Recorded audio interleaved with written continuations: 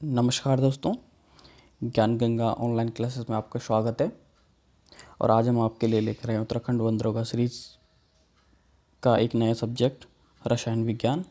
उसमें हम आपको फर्स्ट यूनिट लेकर आए हैं जो कि है मैटर यानी पदार्थ। फर्स्ट यूनिट का पार्ट 1 आपके लिए लेकर आए हैं। इसके साथ साथ हमारे चैनल पर टेक्निकल की क्लासें भी चलाई जा रही हैं, जिसमें उत्तराखंड पेयजल निगम में जो सिविल जेई की भर्ती आई है उसके लिए स्पेशल क्लासें चलाई जा रही हैं। आप हमारी प्लेलिस्ट में जाकर उसको देख सकते हैं। और इस लेक्चर को शुरू करने से पहले मैं चाहूँगा कि आप इस लेक्चर को पूरा देखें, अंत तक देखें, और मैं आशा करता हूँ कि ये लेक्चर आपके लिए ज़रूर हेल्पफुल होगा। तो आइए स्टार्ट करते हैं आज का लेक्चर, मैटर यानी पदार्थ का पार्ट 1। मैटर क्या होता है, पदार्थ क्या होता है? कोई भी वस्तु जो कुछ स्थान घेरे, जिसमें द्रव्यमान एवं आयतन हो और जो अवरोध उत्पन्न करे, पदार्थ कहलाता है। आप हमारे आसपास देखते होंगे कि आप कॉपी देखते होंगे, पेन देखते होंगे, किताब, हवा आदि कुछ भी अगर आप देखते हैं वो सब क्या होता है? मैटर होता है, यानी पदार्थ होता है। पदार्थ पेन, कॉपी, किताब, हवा, ये सब पदार्थ होते हैं, क्योंकि ये कुछ ना कुछ स्थान अपना घेरते हैं। आप किताब को देखते होंगे, किताब का भी कुछ ना कुछ अपना एक स्थान घेरता है। किताब, उसका एक द्रव्यमान होता है और उसका एक आयतन भी होता है। और अवरोध उत्पन्न करने से तात्पर्य है कि अगर मैं उसको एक स्थान से दूसरे स्थान तक उठा के रखूं तो उसमें मेरे को कुछ बल लगाना पड़े, कुछ कार्य करना पड़े, कुछ बल लगाना पड़े यहाँ से वहाँ तक उठाने में, तो वो चीज़ क्या कहलाएगी? हमारी पदार्थ कहलाएगी। और पदार्थ हमारे आसपास जो भी आप देख रहे हैं, हवा, पानी, किताब, पेन, पेंसिल, कुछ भी हमारे आसपास जो चीज़ें हैं वो सब चीज़ें पदार्थ हैं। आगे पढ़ेंगे। द्रव्य, द्रव्य क्या होता है? सब्सटेंस। द्रव्य एक प्रकार का पदार्थ है जिसे किसी भी भौतिक प्रक्रिया की सहायता से पदार्थ के अन्य प्रकारों में विभक्त नहीं किया जा सकता है। ये भी एक क्या है? द्रव्य क्या है? एक पदार्थ का एक रूप है जिसे किसी भी भौतिक प्रक्रिया से किसी अन्य पदार्थ के किसी अन्य रूप में नहीं तोड़ा जा सकता है। जैसे आपने देखा होगा चीनी, चूना, ये अपने क्या होते हैं? मूल रूप में ही होते हैं, इसे किसी और रूप में नहीं तोड़ा जा सकता है। इसके बाद पदार्थ की कुछ अपनी प्रकृति होती है। पदार्थ की कुछ अपनी प्रकृति होती है, अपने गुण होते हैं, उसके बारे में पढ़ेंगे। पहला है, पदार्थ कणों से मिलकर बनता है। छोटे छोटे जैसा आप यहाँ पे देख सकते हैं, पदार्थ के अंदर क्या होते हैं? छोटे छोटे कण होते हैं। कण के अंदर भी परमाणु होते हैं, अणु होते हैं। ये सब चीज़ के बारे में बाद में पढ़ेंगे, नेक्स्ट पार्ट में पढ़ेंगे। और फिलहाल हम ये पढ़ेंगे इसकी प्रकृति के बारे में। पदार्थ के क्या होते हैं? कण होते हैं। और कण क्या होते हैं? अत्यंत सूक्ष्म होते हैं। जैसा कि आप देख सकते हैं यहाँ पे भी पदार्थ के अंदर जो कण होते हैं वो छोटे बहुत अत्यंत सूक्ष्म होते हैं। पदार्थ के कण अनवरत गतिशील होते हैं। अनवरत गतिशील से मेरा तात्पर्य है कि वो क्या होते हैं? गतिशील होते हैं। उनकी कोई एक फिक्स डायरेक्शन नहीं होती गति की। कोई इधर को गति कर रहा है, कोई इधर को गति कर रहा है, कोई इधर को गति कर रहा है, तो मतलब उसकी एक फिक्स डायरेक्शन नहीं होती है। अनवरत गतिशील होते हैं। इधर उधर जिगजैग मोशन जिसे हम कहते हैं, वो जिगजैग मोशन में ही क्या करते हैं? गति करते हैं। या फिर हम इस मोशन को क्या कहते हैं? ब्राउनी गति भी कहते हैं। इसी को हम क्या कहते हैं? ब्राउनी गति भी कहते हैं। ये जिगजैग मोशन में क्या करते हैं? गति करते हैं। एक फिक्स डायरेक्शन नहीं होती कि सब के सब एक ही डायरेक्शन में, ऐसा नहीं होता। कोई इसमें कर रहा हो, कोई इसमें कर रहा हो, कोई इसमें कर रहा हो। ये क्या होते हैं? अलग अलग दिशा में गतिशील होते हैं। चौथा है, पदार्थ के कण एक दूसरे को आकर्षित करते हैं। पदार्थ के जो कण होते हैं इनके बीच एक आकर्षण बल कार्य करता है जो कि एक दूसरे को आकर्षित करके रखते हैं। इसीलिए क्या होते हैं? आपस में ठोस के अंदर आप देखते होंगे तो आकर्षण बल सबसे अधिक होता है। इसीलिए ठोस क्या होता है? ठोस के अंदर के जो कण होते हैं वो क्लोजली पैक होते हैं। पांचवा है, पदार्थ के कणों के बीच रिक्त स्थान होता है। पदार्थ के कणों के बीच क्या होता है? कुछ रिक्त स्थान होता है। आप यहाँ पे भी देख सकते हैं। इसके बारे में भी हम और डिटेल में आगे पढ़ेंगे। अब आता है पदार्थों का वर्गीकरण, क्लासिफिकेशन ऑफ मैटर। मैटर 3 प्रकार के होते हैं। एक होता है ठोस, सॉलिड, द्रव, लिक्विड, गैस। ठोस के बारे में आप देख सकते हैं कि जो ठोस के अंदर के जो कण होते हैं वो क्या होते हैं? बहुत ही नज़दीक होते हैं। उसके पीछे जो रिक्त स्थान होता है बहुत ही कम, आप इसको नगण्य भी ले सकते हैं, बहुत ही कम होता है। और इनके बीच का जो आकर्षण बल होता है बहुत अधिक होता है। उसकी अपेक्षा दूसरा देखेंगे, लिक्विड। लिक्विड में क्या होता है? ठोस की अपेक्षा कम आकर्षण बल कार्य करता है और तथा इसके बीच की जो दूरी होती है वो ठोस के कणों की दूरी के अपेक्षा कम होती है। गैस में सबसे अधिक दूरी होती है कणों के बीच, ये दूर दूर इसके कण क्या होते हैं, दूर दूर होते हैं और इसके बीच जो आकर्षण बल होता है वो भी क्या होता है, नगण्य होता है। इसको हम एक फिगर से समझेंगे। ये देखिए आप, स्टेट ऑफ मैटर, इसमें आप देख सकते हैं सॉलिड, लिक्विड और गैस।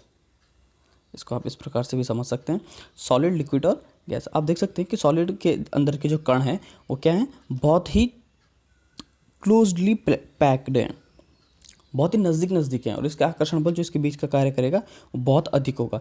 उसके अपेक्षा आप दूसरे देख सकते हैं कि जो लिक्विड है, लिक्विड के जो कण हैं वो थोड़ा दूर दूर हैं और उनके बीच के जो आकर्षण है वो कम है और इनके बीच क्या है, रिक्त स्थान अधिक है। इसके बीच रिक्त स्थान आप देख सकते हैं नगण्य के बराबर है। और उसके अपेक्षा आप गैस में देखोगे तो गैस में जो रिक्त स्थान है बहुत अधिक है और इनके बीच का आकर्षण बल क्या है, बहुत कम है। इसके बाद हम पढ़ेंगे अब अपना नेक्स्ट, ठोस के सामान्य गुण। ठोस के जो भी गुण होंगे हम उसके बारे में पढ़ेंगे। ठोस का जो पहला गुण होता है वो होता है ठोस पदार्थ की आकृति और आयतन निश्चित होते हैं। ये ठोस जो पदार्थ होता है उसकी आकृति और आयतन निश्चित होता है। जैसा कि आप देख सकते हैं पत्थर है, पत्थर को आप किसी भी बर्तन में रखो तो वो अपनी आकृति कभी बदलेगा नहीं, अपना आकार कभी साइज कभी बदलेगा नहीं। ठोस जो साइज बाहर होगा वो किसी भी बर्तन के अंदर होगा और उसकी जो आयतन होता है वो भी निश्चित होता है। दूसरा है ठोस का घनत्व उच्च होता है, बिल्कुल ज़रूर होगा कि अगर उसके अंदर का जो घनत्व इसलिए उच्च होगा कि उसके ठोस के जो कण हैं, ठोस के जो पदार्थ का जो कण है वो क्या होते हैं, बहुत नज़दीक नज़दीक होते हैं। ठोस का क्वथनांक उच्च होता है, ठोस का जो क्वथनांक होता है वो बहुत क्या होता है, उच्च होता है। आप देख सकते हैं ठोस का जो क्वथनांक होता है वो उच्च होता है। उच्च इसलिए होता है कि आप अगर उसको एक अवस्था से दूसरे अवस्था में यानी ठोस से द्रव अवस्था में लाना चाहें तो आप उसके लिए क्या करना पड़ेगा, जो ताप आप देंगे, क्वथनांक और गलनांक दो ताप होते हैं, आप इसके बारे में थोड़ा जान ले। क्वथनांक और गलनांक दो ताप होते हैं। गलनांक वो ताप होता है जिसमें आप क्या करोगे, ठोस को द्रव में बदल सकोगे, तो गलनांक वो ताप होता है। और क्वथनांक वो ताप होता है कि आप द्रव को उसके वाष्प अवस्था यानी गैस अवस्था में आप उसको बदल सकते हैं। चौथा है ठोस जो पदार्थ होता है कठोर होता है, हार्ड होता है और रिजिड होता है, दृढ़ होते हैं। पांचवा है ठोस पदार्थ असंपीड्य होते हैं, इनकम्प्रेसिबल होते हैं। आप ठोस पदार्थ को मतलब कंप्रेस यानी दबा नहीं सकते, प्रेस नहीं कर सकते आप उसको, वो इनकम्प्रेसिबल होते हैं। जैसे आप पत्थर है, पत्थर को आप दबा सकते हैं क्या, पत्थर को आप पिचका सकते हैं क्या, नहीं पिचका सकते, इसीलिए क्या होता है, ठोस पदार्थ इनकम्प्रेसिबल होते हैं। अब हमारा नेक्स्ट है विसरण। विसरण क्या होता है, विसरण होता है डिफ्यूजन। विसरण वह प्रक्रिया है जिसमें किसी पदार्थ के कण किसी अन्य पदार्थ में प्रवेश करते हैं यानी मिक्स हो जाते हैं, जैसा कि आप देख सकते हैं। और ताप बढ़ने पर क्या होता है, डिफ्यूजन बढ़ता है। एग्जाम्पल इसका है कि पानी या चीनी का पानी चीनी का घुलना, नमक और पानी का घुलना, ये सब क्या है, विसरण के एग्जाम्पल हैं। इसको हम एक डायग्राम से समझेंगे। ये आप देख सकते हैं यहाँ पे ये पानी है, पानी के अगर हम चीनी को डालें, चीनी पदार्थ को डालें तो धीरे धीरे क्या होता है कि चीनी के कण पानी के पदार्थ के कणों के बीच में अपनी जगह बना लेता है। क्योंकि आप कहोगे कि पानी पहले जितना था, आप देख सकते हो पानी पहले जितना था, चीनी हमने उसमें मिलाया तो पानी का जो लेवल है वो पहले जैसा ही रहा। वो इसलिए होता है कि पदार्थ जो है, जो हमने इसमें चीनी डाला पानी में, वो कहाँ अपना स्थान बनाता है, वो जो द्रव है यानी पानी है, पानी के जो कणों के बीच का जो रिक्त स्थान होता है उसमें अपनी जगह बना लेता है। इसीलिए क्या होता है, इसका लेवल कभी ऊपर इंक्रीज नहीं होता है, उसमें अपनी जगह बना लेता है और धीरे धीरे ये इस प्रकार घुल जाता है कि ये पानी में ही चीनी का विसरण हो जाता है, हमें पता नहीं लगता है कि चीनी कहाँ पे है। नेक्स्ट पढ़ेंगे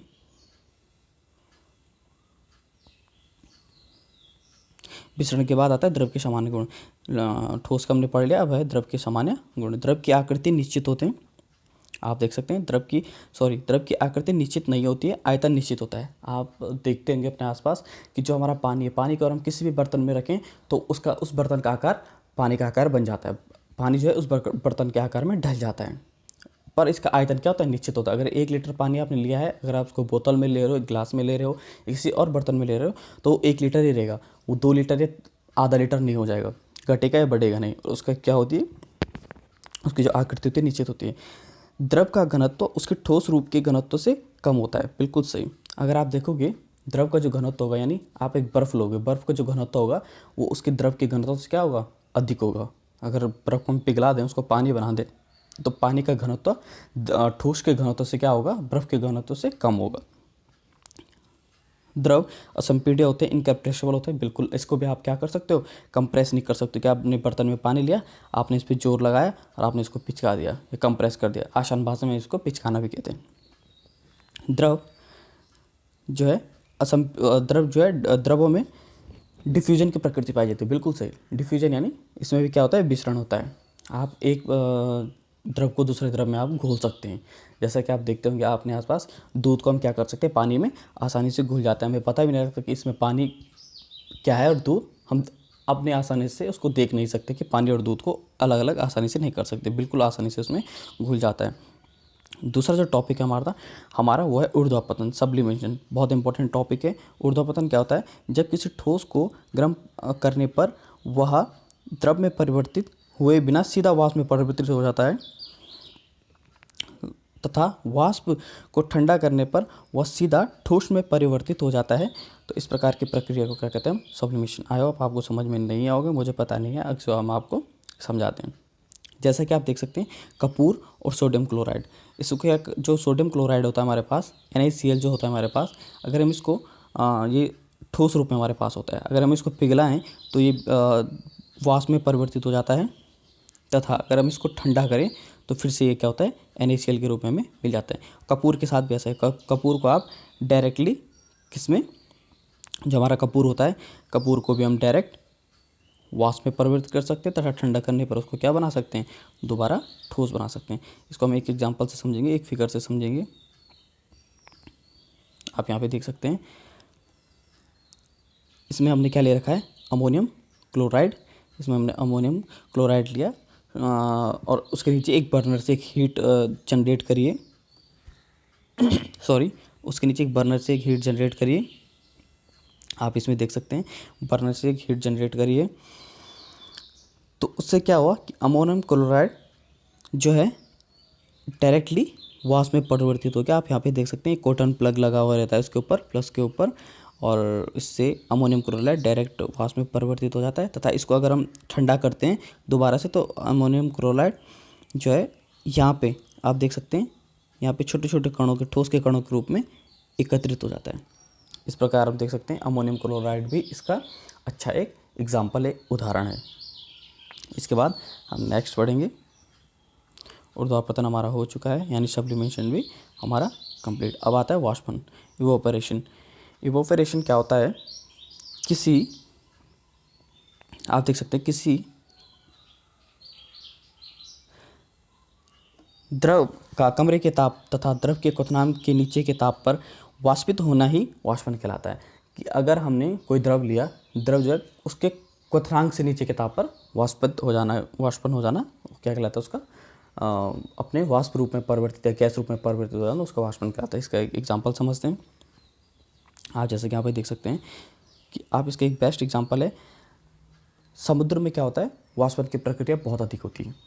कैसे, इसमें जो हम सूर्य होता है, सूर्य से जो है हीट एनर्जी जो होती है, वो हीट एनर्जी समुद्र के ऊपरी सतह, जल की जो ऊपरी सतह होती है, उसको क्या करते हैं, हीट करते जाते हैं। तथा एक कंडीशन ऐसी आती है कि जिसमें ऊपरी सतह के जो कण होते हैं, जल के छोटे छोटे कण, वो क्या होते हैं, वाष्पित हो जाते हैं अपने क्वथनांक से नीचे के ताप पर। आपने कभी नहीं देखा होगा कि वो क्वथनांक मतलब वो उबलने लग जाए समुद्र का पानी, तब वो वाष्पित हो जाए, ऐसा कभी नहीं होता है। उससे कि नीचे के ताप पर ही वो क्या हो जाता है, वाष्पित हो जाता है। उसके कण इतनी काइनेटिक एनर्जी प्राप्त कर लेते हैं कि वो अपनी अवस्था को छोड़ देते हैं। अपना जो उनका बॉन्ड बना हुआ रहता है, जिस बॉन्ड से जुड़े रहते हैं आकर्षण बल से, उस आकर्षण बल को तोड़कर द्रव से गैस रूप में परिवर्तित हो जाते हैं। आई होप आपको समझ में आया हो। अब है वाष्पन को प्रभावित करने वाले कारक। आप देख सकते हैं क्या क्या कारक इसको प्रभावित करते हैं, हम इसको पढ़ेंगे। द्रव की प्रकृति, द्रव का क्वथनांक जितना कम होगा उतना उसका वाष्पन अधिक होगा। बिल्कुल सही, जितना कम उसका क्वथनांक होगा उतना अधिक उसका वाष्पन होगा। मतलब उसको कम ताप में, वो द्रव क्या हो जाएगा, वाष्पित हो जाएगा। दूसरा है द्रव का ताप बढ़ने पर वाष्पन होता है बढ़ता है, बिल्कुल सही। जितना हम द्रव का ताप बढ़ाएंगे, सॉरी, जितना हम द्रव का ताप बढ़ाएंगे वाष्पन उतना अधिक होगा। क्यों? क्योंकि ताप बढ़ाने से क्या होता है, द्रव के कणों की काइनेटिक एनर्जी यानी गतिज ऊर्जा बढ़ जाती है, जिससे वो क्या करते हैं, अपने आकर्षण बल को तोड़कर अपनी दूसरी अवस्था में, पदार्थ की दूसरी अवस्था में प्राप्त हो जाते हैं। जैसे कि वो क्या होते हैं, द्रव से ठोस में परिवर्तित हो जाते हैं। इसके बाद नेक्स्ट है पृष्ठीय क्षेत्रफल। पृष्ठीय क्षेत्रफल क्या होता है?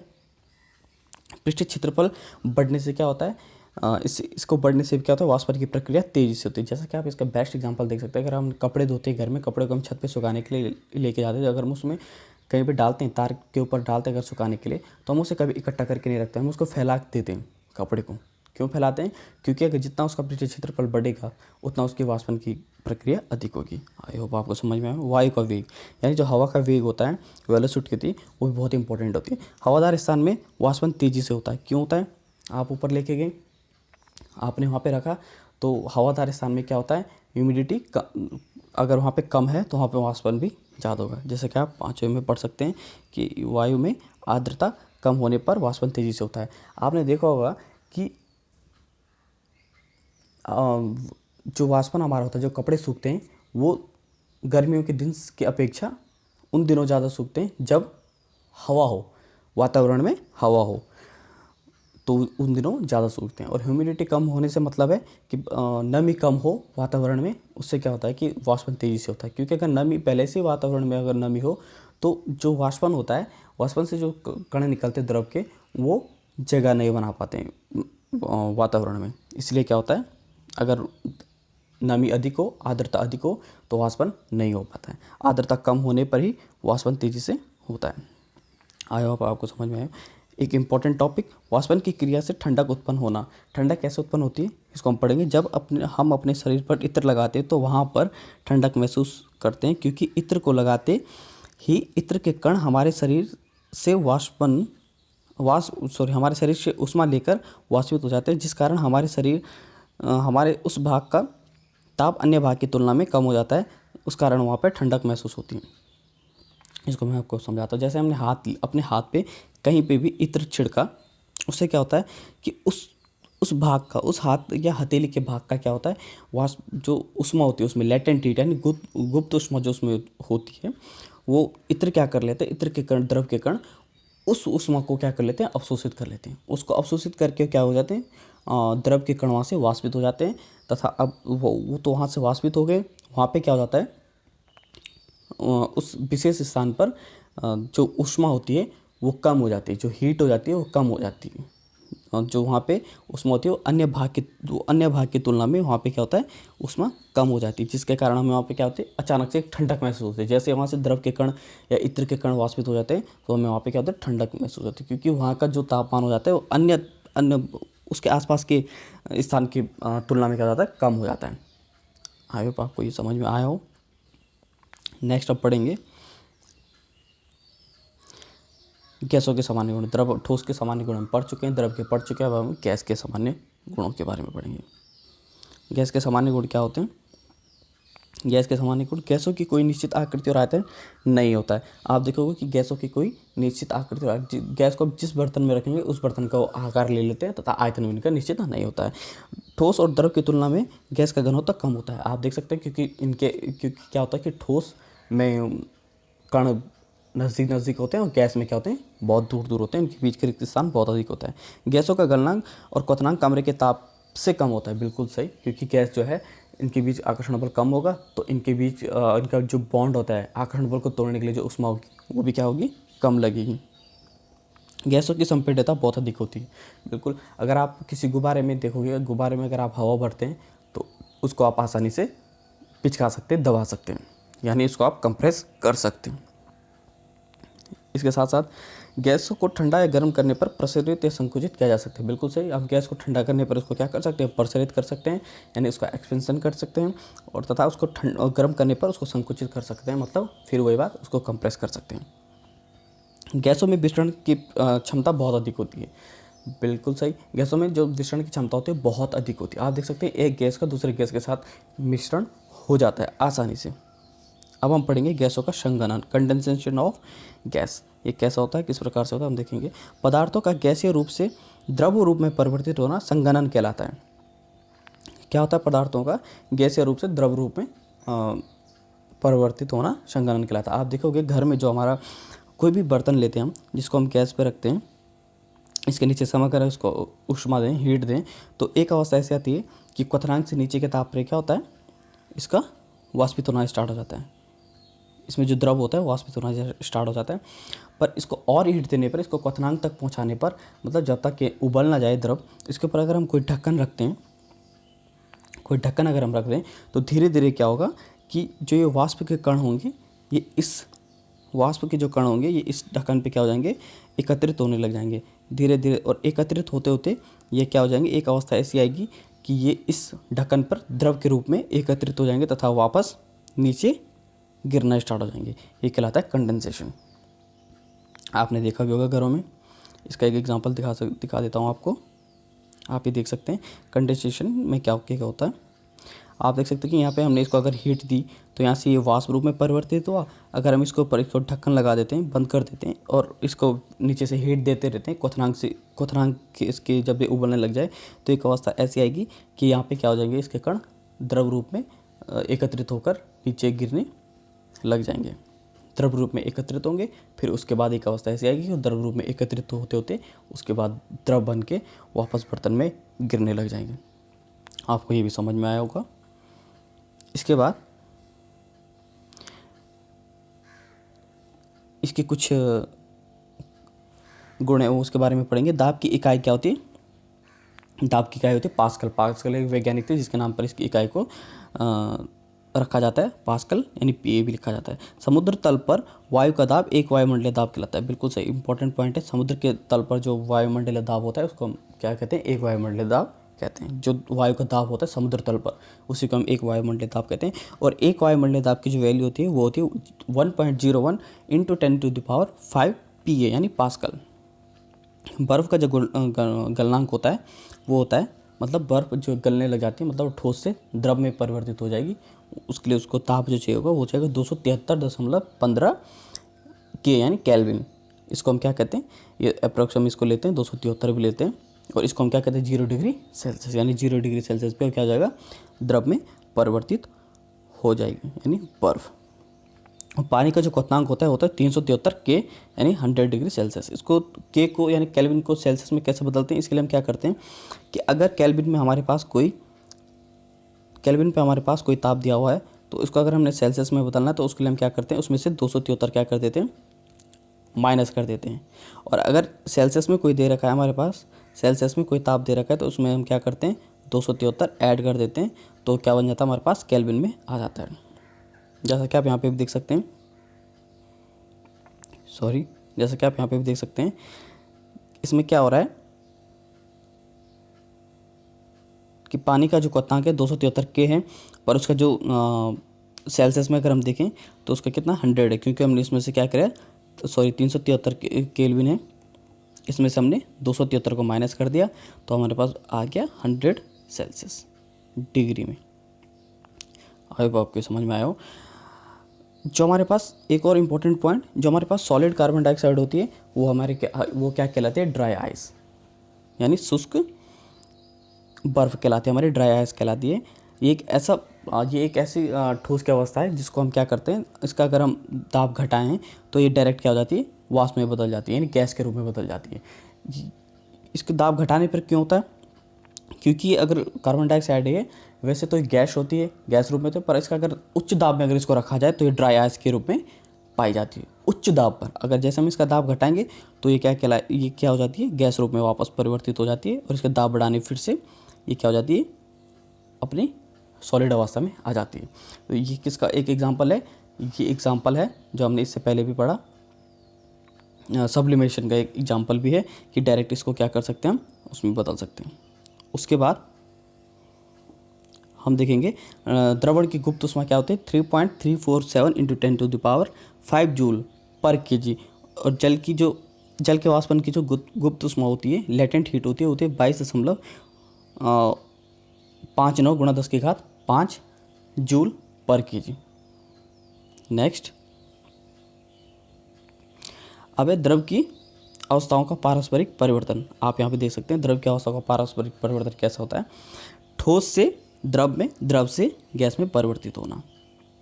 अगर हम ठोस को गर्म करें तो द्रव में परिवर्तित हो जाता है, और इसको ठंडा करें तो ठोस में परिवर्तित हो जाता है। जैसे आप बर्फ़ में देख सकते हो, अगर उसको गर्म करें तो द्रव में परिवर्तित हो जाता है, फिर इस अगर पानी को हम ठंडा करें तो फिर ठोस में परिवर्तित होता है। इसी प्रकार द्रव को अगर हम गर्म करें तो गैस में परिवर्तित हो जाता है, अगर गैस को ठंडा करें तो द्रव में परिवर्तित हो जाता है। जैसे कि आप देख सकते हैं, अगर हम द्रव कोई पानी है उसको अगर हम गर्म करें तो वो क्या हो जाएगा, वाष्प बन जाएगा, और वाष्प को अगर हम फिर से उसका कंडेंसेशन करें तो फिर से द्रव बन जाएगा। जैसे कि आप यहाँ पे देख सकते हैं, इस प्रक्रिया से आप इसको आसानी से समझेंगे। सॉलिड है, सॉलिड का अगर फ्यूज़न हो रहा है तो लिक्विड बन जाएगा, इसका अगर सॉलिडिफिकेशन हो रहा है तो सॉलिड बन जाएगा। वैसे ही लिक्विड का अगर वेपोरेशन हो रहा है तो वो बन जाएगा गैस, अगर गैस का कंडेंसेशन हो रहा है तो बन जाएगा लिक्विड। इसी प्रकार सॉलिड का अगर सब्लिमेशन हो रहा है तो गैस बन जाएगा, सब्लिमेशन मतलब जो हमने इससे पहले पढ़ा है ऊर्ध्वापतन, और अगर डिपोजिशन हो रहा है तो वो बन जाएगा फिर से सॉलिड। आई होप आपको ये लेक्चर समझ में आया हो। जल्दी हम आपके इसके लिए पार्ट 2 लेकर आएंगे, और अगर आपको हमारा ये लेक्चर पसंद आई, वीडियो पसंद आई, तो इसको लाइक करें, शेयर ज़रूर करें, और कमेंट करना ना भूलें। आपके लाइक और शेयर से हमारा मोटिवेशन हमको मिलती है, ताकि हम आपके लिए और अच्छा करें। Thank you.